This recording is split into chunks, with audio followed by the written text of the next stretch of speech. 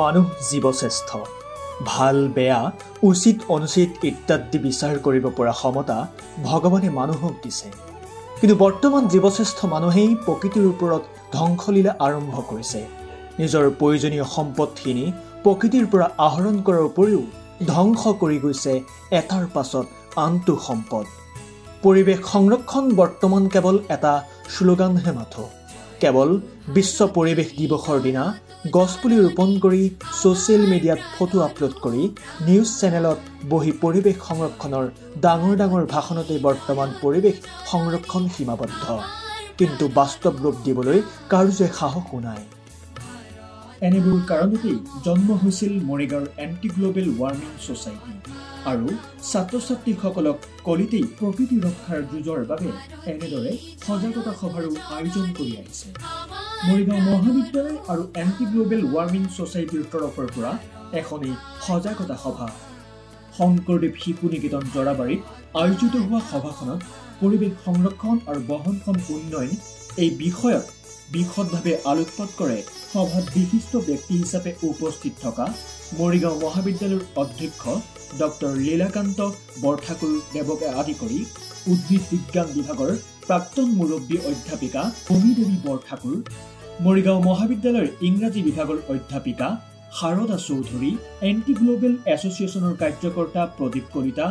অঞ্জন কুমাৰ শৰ্মা পূৰ্ণানন্দ বৰদলৈ ভাস্কৰ বৰদলৈ আৰু দেৱেন্দ্ৰ কুমাৰ নাথ আজি আমাৰ যি বিষয়বস্তু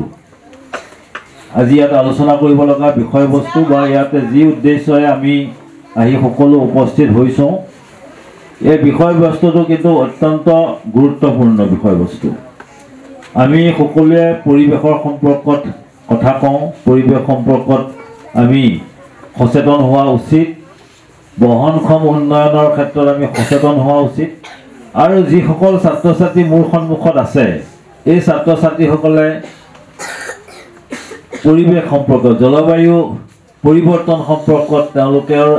ধাৰণা খুব স্পষ্ট নহয় বুলি মই ভাবোঁ সেইকাৰণে মই এই বিষয়বস্তুৰ ওপৰত বক্তব্য ৰখাৰ তথা মোৰ কাৰণে অসুবিধা হৈছে তথাপিতো যিহেতু ইয়াত আমাৰ শিক্ষাগুৰুসকল আছে আচাৰ্যসকল আছে মই তেওঁলোকৰ জৰিয়তে মই দুটামান কথা আহ্বান জনাম আমি পৃথিৱীখনক যি ধৰণে ব্যৱহাৰ কৰিব লাগে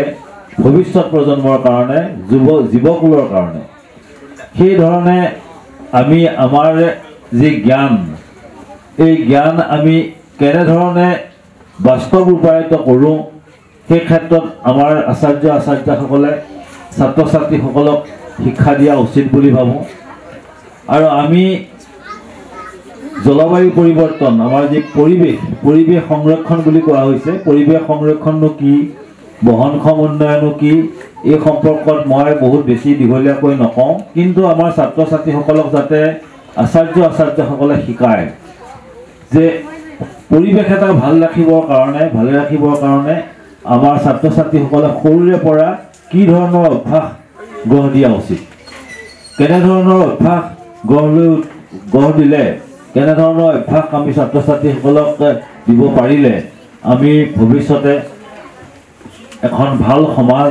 এটা ভাল পৰিৱেশ আমি পাব পাৰোঁ এই ক্ষেত্ৰত মই আচাৰ্যসকলক আহ্বান জনাম আমি সকলোৱে জানো যে আমি পলিথিন ব্যৱহাৰ কৰিব নালাগে পলিথিননো কিয় ব্যৱহাৰ কৰিব নালাগে ইয়াৰ যি চাইণ্টিফিক কাৰণ এই চাইণ্টিফিক কাৰণবিলাক আমি যি বৈজ্ঞানিক ইয়াৰ ভিত্তি কিয় আমি পলিথিন ব্যৱহাৰ কৰিব নালাগে কিয়নো পুৰি পেলাব নালাগে আমি সকলোৱে কি কৰোঁ আমি পলিথিনবিলাক পুৰি পেলাওঁ আমাৰ ঘৰত যিখিনি মানে পলিথিন হেৰি হৈছে আমি এটা কথা জানো সকলোৱে যে পলিথিন মানে মাটিৰ লগত মিহলি হৈ নাযায় 100 বছৰ পৰ্যন্ত মাটিৰ লগত মিহলি হৈ নাযায় ই খেতি পথাৰ নষ্ট কৰে গৰু ছাগলী খালে গৰু ছাগলী অপকাৰ হয় জীৱ জন্তুৰ অপকাৰ হয় চৰাই চিৰিকটিৰ অপকাৰ হয় সেইকাৰণে আমি সহজতে কি কৰি দিওঁ আমি পুৰি পেলাওঁ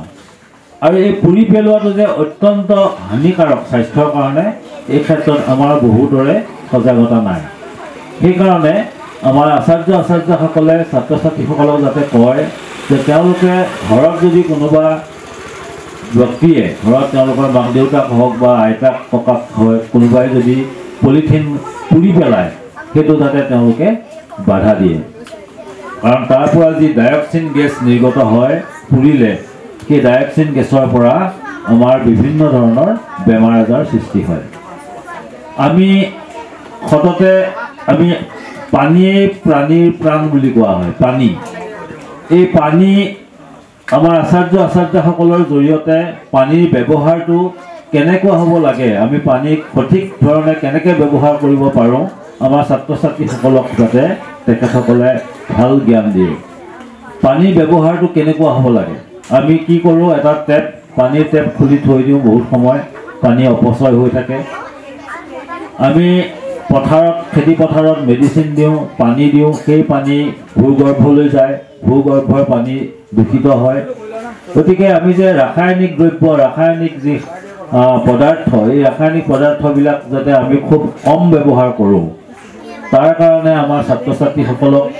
ঘৰুৱাভাৱে কিবা শিক্ষা দিব পাৰি নেকি এই ক্ষেত্ৰত আমাৰ শিক্ষাগুৰুসকলে আচাৰ্যসকলে নিশ্চয় চিন্তা চৰ্চা কৰিব ছাত্ৰ ছাত্ৰীসকলে ইতিমধ্যে গম পাইছে যে আমি এণ্টি গ্লোবেল ৱাৰ্মিং ছ'চাইটি নামৰ এখন স্বেচ্ছাসেৱী অনুষ্ঠানৰ তৰফৰ পৰা আহিছোঁ আৰু লগতে আমি ইয়াতে মৰিগাঁও মহাবিদ্যালয়ৰ অধ্যাপক অধ্যাপিকাসকলো আছোঁ আমি আজি তোমালোকৰ মাজত পৰিৱেশ সম্পৰ্কীয় কিছু বিশেষ কথা বতৰা কথোপকথন আৰু কিছুমান কাৰ্যসূচী লৈ আহিছোঁ ইয়াতে কাৰ্যসূচীৰ ভিতৰত কি আছে গম পোৱানে কম্পিটিশ্যন আছে আকস্মিক বক্তৃতা আৰু চিত্ৰাংকন প্ৰতিযোগিতা এই প্ৰতিযোগিতা দুইটাই আমি পৰৱৰ্তী সময়তে আমি আৰম্ভ কৰিম আৰু মই আহ্বান জনাইছোঁ সকলো ইচ্ছুক ছাত্ৰ ছাত্ৰীয়ে ইয়াতে তোমালোকে প্ৰতিযোগিতাত অংশগ্ৰহণ কৰিবা ইয়াৰ পিছতে চিত্ৰাংকন প্ৰতিযোগিতা আৰু আকস্মিক বক্তৃতাৰে অনুষ্ঠানৰ সামৰণি পৰে এই চিত্ৰাংকন প্ৰতিযোগিতাত শাখাত প্ৰথম স্থান দখল কৰিছিল কিচুক নাথ দ্বিতীয় স্থান হিমাশ্ৰী বিশ্বাস তৃতীয় স্থান সুনয়না দেৱী শাখাত প্ৰথম স্থান শিৱা হীৰা দ্বিতীয় স্থান উষাৰাণী দেৱী আৰু তৃতীয় স্থান হিমাংশু হীৰা আকস্মিক বক্তৃতাত প্ৰথম স্থান দখল কৰিছিল দীক্ষিত পাটৰ দ্বিতীয় স্থান জোনাকজ্যোতি নাথ তৃতীয় স্থান দীপশিখা দেৱী আৰু শাখাত প্ৰথম স্থান সাগৰিকা দেউৰী দ্বিতীয় স্থান দেৱাশ্ৰী দেৱী তৃতীয় স্থান সুনয়না দেৱী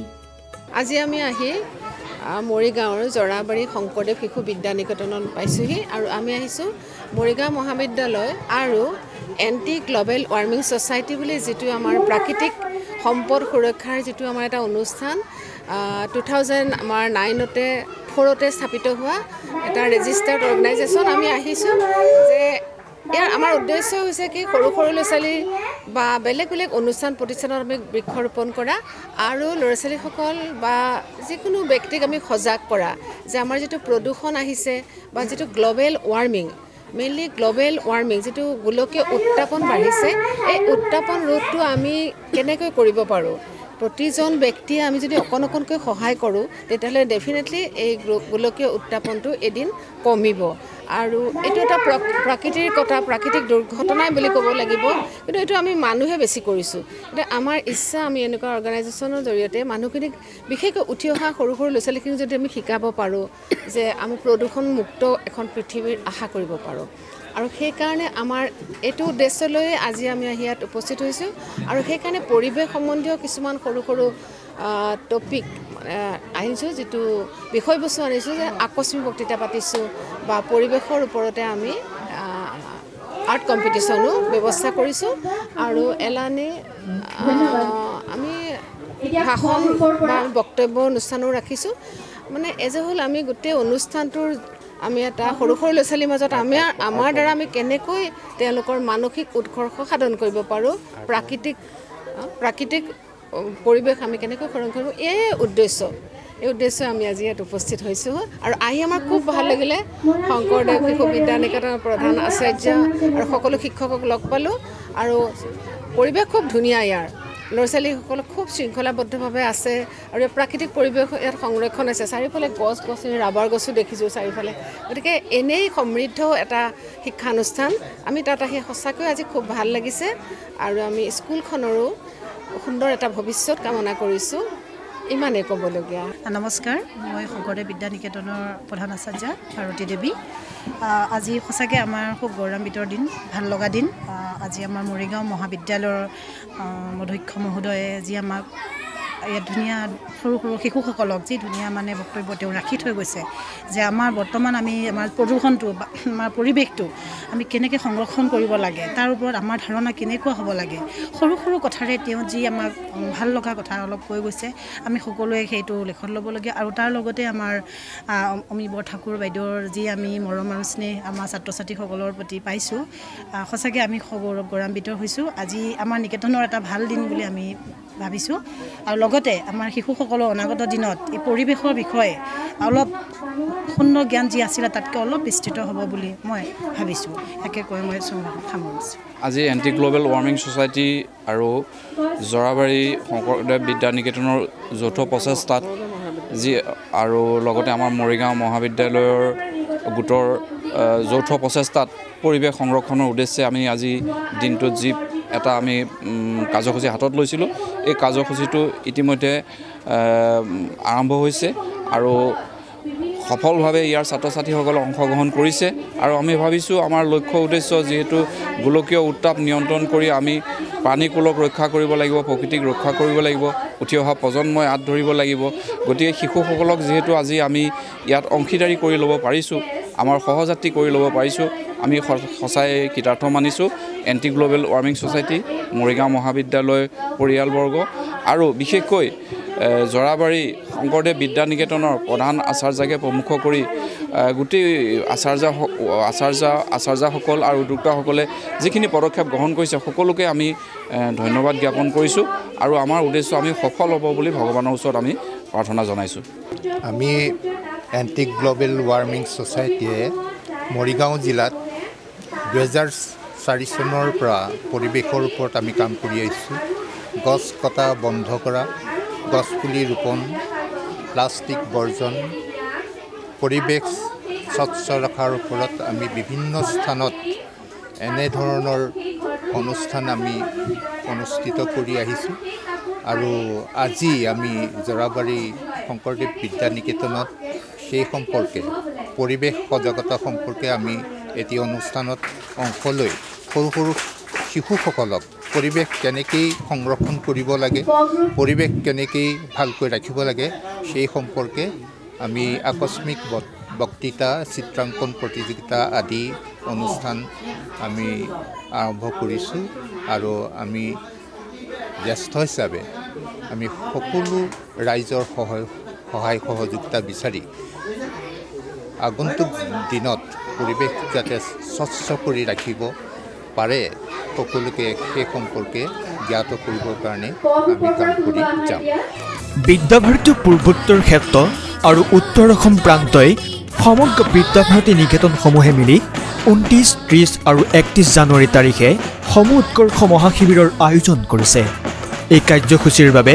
জৰাবাৰী শংকৰদেৱ শিশু নিকেতনৰ পৰা কেইবাগৰাকী ছাত্ৰ ছাত্ৰীক লৈ ভোজ বাদ্যৰ 3 দিনকৈ প্ৰশিক্ষণ দি আহিছে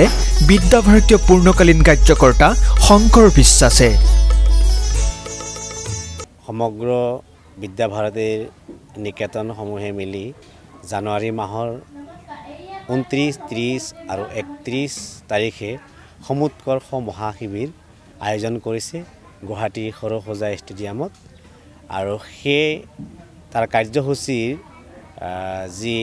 কাৰ্যক্ৰম আছে প্ৰত্যেক নিকেতনে সংকুল ৱাইজে আৰু বিভাগ ৱাইজে এনেকুৱা ধৰণৰ প্ৰশিক্ষণ বৰ্গ চলি আছে আৰু জৰাবাৰী নিকেতনতো এই নিকেতনত 2-3 দিনীয়া ঘোষবৰ্গৰ প্ৰশিক্ষণ লোৱা হৈছে এয়া মোৰ লগতে ছাত্ৰ ছাত্ৰীসকল ৰেডি হৈ আছে এও লোক সকলো সেই বৰ্গত উপস্থিত থাকিব গতিকে ইয়াৰ পৰাই মই সমগ্ৰ অসমবাসীৰ যিমান ঘোষবাদক ছাত্ৰ ছাত্ৰী আছে তেওঁলোকক মই আমন্ত্ৰণ জনাইছোঁ তেওঁলোকে যাতে সেই 31 তাৰিখে সমুৎকৰ্ষ সেই মহাশিবিৰত উপস্থিত থাকে তাৰে কামনা কৰিছোঁ ধন্যবাদ